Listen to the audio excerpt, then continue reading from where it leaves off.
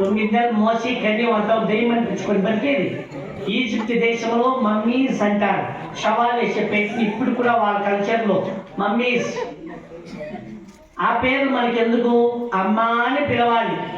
ఇంక వాళ్ళ పండాడి గడ్డం దాడి ఇది పోయింది పప్పి అని వాళ్ళ పప్పి అయితే బొచ్చుకో కానీ అదేనప్ప వాళ్ళమ్మ దెయ్యము వాళ్ళ పిల్ల ఏమర్థాలో చూడండి. అలా కాదు, ఎంత ఇంగ్లీష్ మీడియం చదివినా మన కల్చర్, మన సాంప్రదాయం మనం మర్చిపోకూడదు, మన భాషను మర్చిపోకూడదు. ఎటువంటిది అమ్మ పుట్టమ్మని బిడ్డలు, ఆ వంశంలో పుట్టిన బిడ్డలందరూ కూడా అమ్మ అని పిలుస్తున్నారు. ఈ పొద్దుడికి అమ్మ అని ఎవరు తెంచుకుంటున్నారు వాళ్ళు. దానికే ఎటువంటిది అమ్మ అంటే దానికి చెప్తున్నారు, అమ్మ అన్నది ఒక కమ్మని మాట, అది ఎన్నెన్నో తెలియని మమతల మూట, మమతల మూట.